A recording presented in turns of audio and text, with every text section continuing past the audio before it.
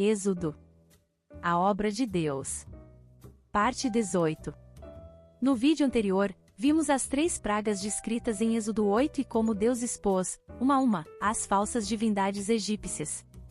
Encerramos o vídeo mostrando como Faraó continuava duro de coração, sempre prometendo algo quando sofria, mas voltando atrás quando o alívio chegava. A segunda praga, as rãs, que humilharam a deusa Equi, símbolo da fertilidade. A terceira praga, o pó do Egito transformado em piolhos, um ataque direto ao sistema religioso e à pureza dos sacerdotes egípcios. A quarta praga, o enxame de moscas, que atingiu todo o Egito, menos Gósen, onde os israelitas viviam. Foi nesse momento que Deus fez a primeira grande separação visível entre seu povo e os egípcios, desmascarando Belzebu e Pitá, que nada puderam fazer.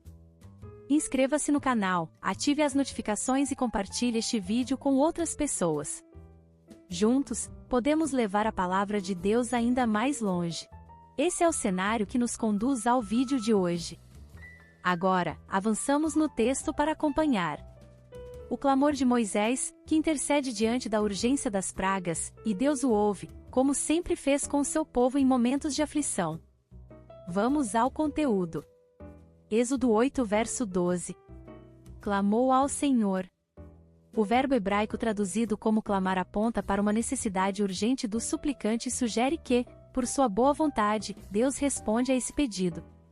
Porque é com ela que se cobre, é a veste do seu corpo, em que se deitaria. Será, pois, que, quando clamar a mim, eu ouvirei, porque sou misericordioso.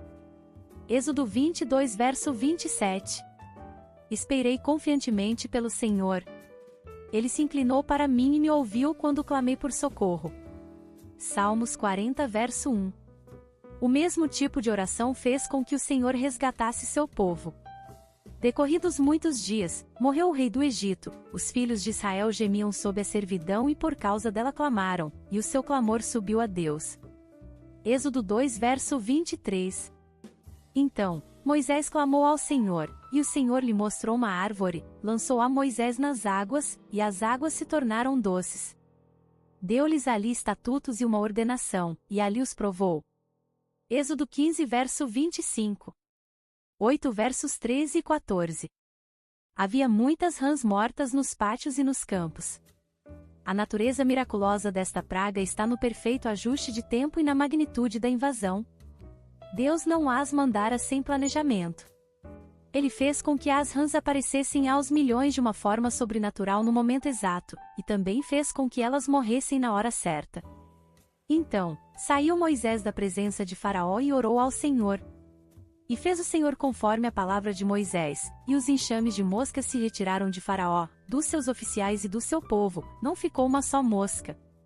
Êxodo 8 versos 30 e 31.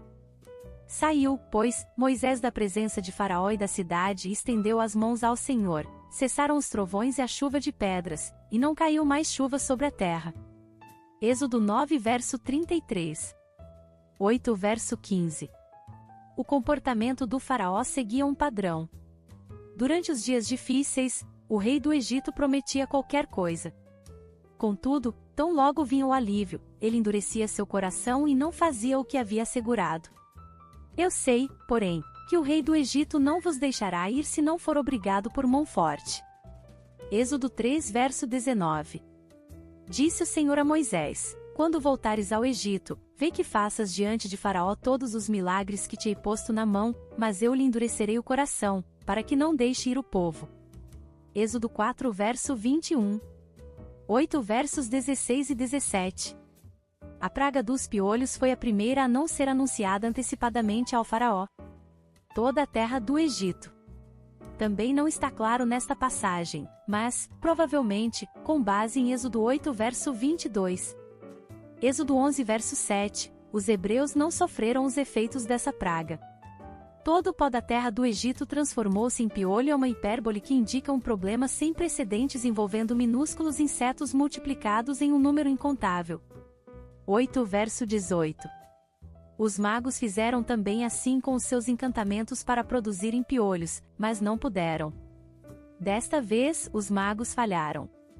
8 verso 19. É realmente notório que os magos do faraó tenham atribuído toda a situação ao dedo de Deus.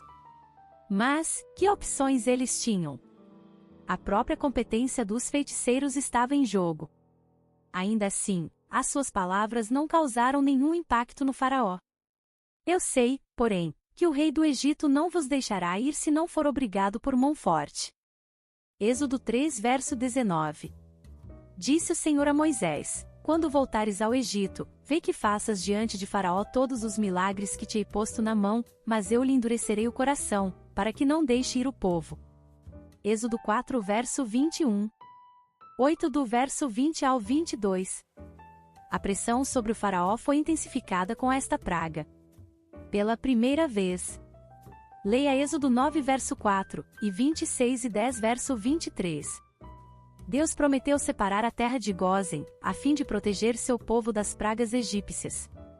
As moscas invadiriam todos os lugares, exceto o local onde estavam os hebreus.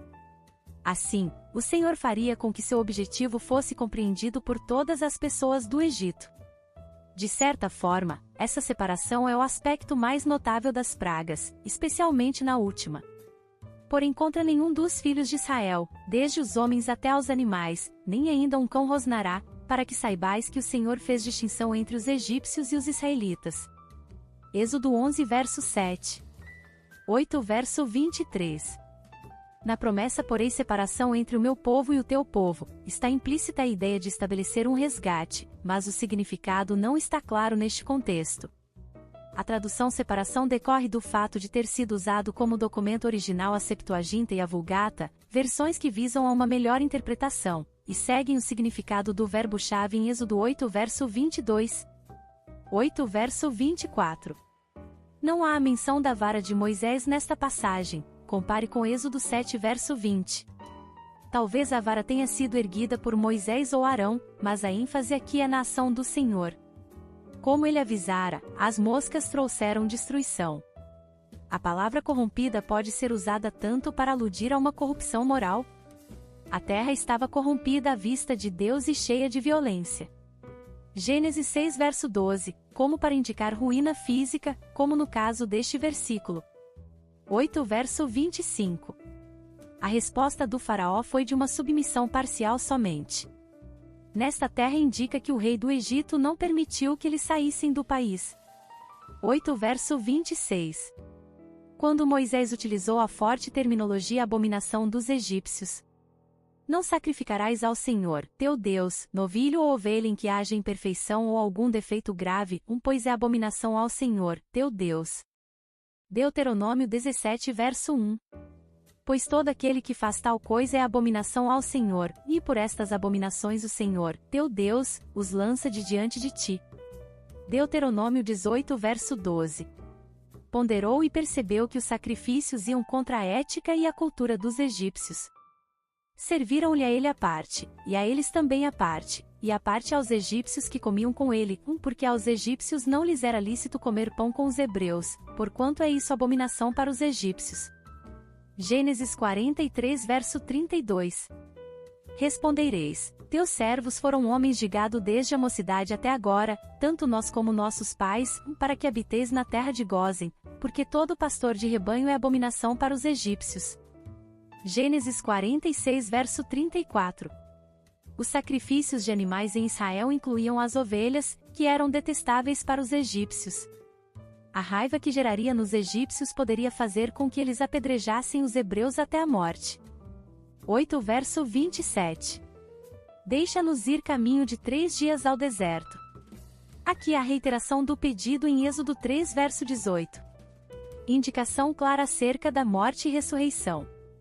E ouvirão a tua voz, e irás, com os anciãos de Israel, ao rei do Egito e lhe dirás: o Senhor, o Deus dos hebreus, nos encontrou. Agora, pois, deixa-nos ir caminho de 3 dias para o deserto, a fim de que sacrifiquemos ao Senhor, nosso Deus. Êxodo 3 verso 18. 8 verso 28. Faraó até estava disposto a considerar o pedido, mas com uma restrição, e uma condição, somente que indo, não vades longe, orai também por mim. 8 verso 29. Moisés prometeu orar para que os enxames de moscas deixassem o povo egípcio, mas pediu a Faraó que, desta vez, mantivesse a sua palavra, somente que Faraó não mais me engane, não deixando ir a este povo para sacrificar ao Senhor. Porém os magos do Egito fizeram também o mesmo com as suas ciências ocultas, de maneira que o coração de Faraó se endureceu, e não os ouviu, como o Senhor tinha dito. Êxodo 7 verso 22. Vendo, porém, Faraó que havia alívio, continuou de coração endurecido e não os ouviu, como o Senhor tinha dito. Então, disseram os magos a Faraó: isto é o dedo de Deus. Porém o coração de Faraó se endureceu, e não os ouviu, como o Senhor tinha dito. Êxodo 8 verso 15 e 19. 8 do verso 30 ao 32. Assim que o Senhor retirou os enxames de moscas, o Faraó obstinou-se novamente contra Moisés, Israel e Deus, endurecendo seu coração. Eu sei, porém, que o rei do Egito não vos deixará ir se não for obrigado por mão forte. Êxodo 3 verso 19. Respondeu Faraó: quem é o Senhor para que lhe ouça eu a voz e deixe ir a Israel? Não conheço o Senhor, nem tampouco deixarei ir a Israel. Êxodo 5 verso 2. Obrigada por assistir até aqui, não percam os próximos vídeos. Graça e paz, irmãs e irmãos.